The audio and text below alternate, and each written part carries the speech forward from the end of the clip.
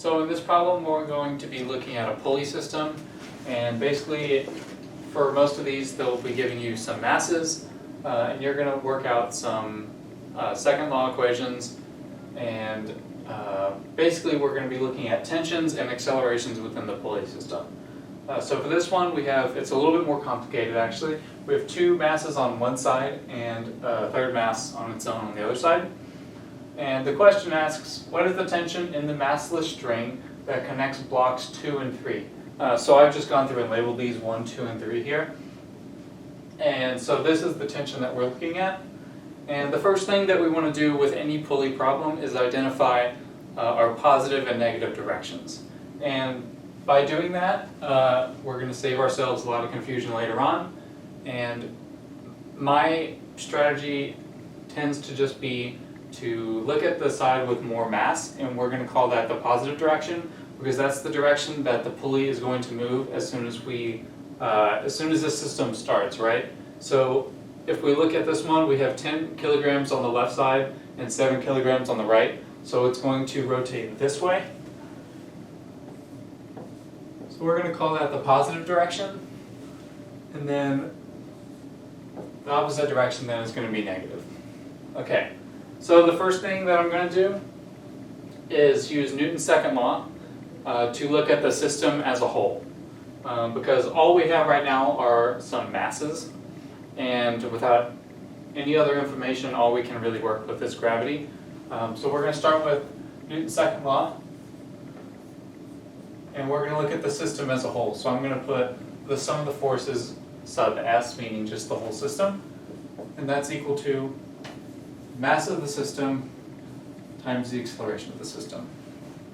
Okay, so for the left side of the equation, we have the sum of the forces of the system.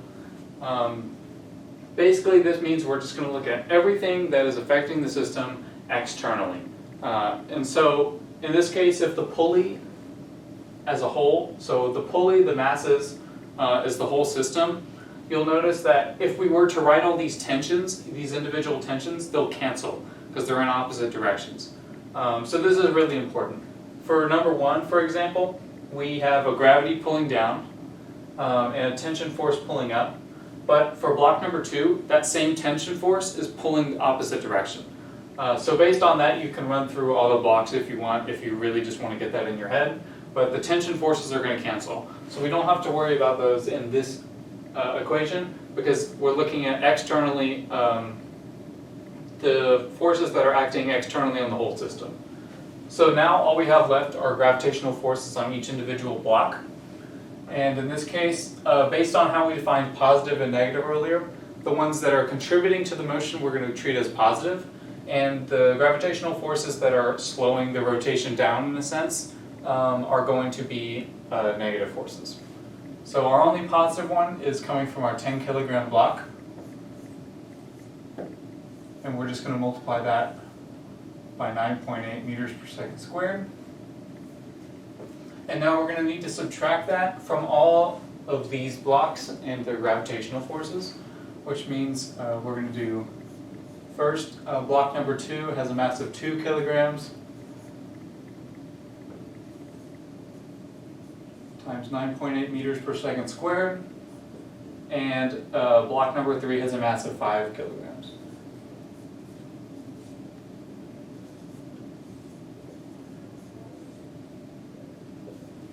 Okay, and so that has our left side of the equation covered, and then on the right side, all we're just going to do is, for the mass of the system, all we have to do is add up the masses. Since the string is massless, and we're going to assume the pulley is massless here, all we have to do is add up each block. So we have 10 kilograms, 2 kilograms, and 5 kilograms. That's going to be a total mass of 17 kilograms, and an acceleration that we don't know and we're solving for. So we're just going to keep that as AS. And so now we're just going to simplify all this and bring 17 kilograms over, and we'll solve for AS.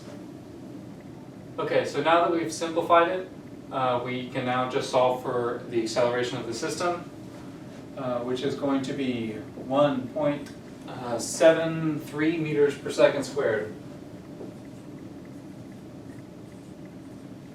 Okay, So now that we have an acceleration for the system, we can now start looking at a block individually. And the choice here is, you do have a choice between blocks 2 and 3. I would suggest number 3 because there's one less force in there that we have to worry about. So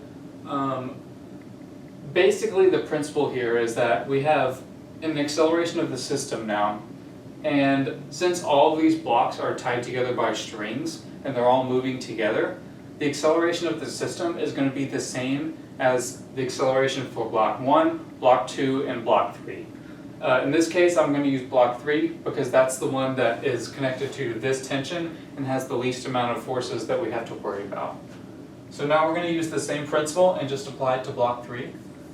So the net forces on 3, we're going to use Newton's second law again, is going to be equal to the mass of block 3 times the acceleration of block 3.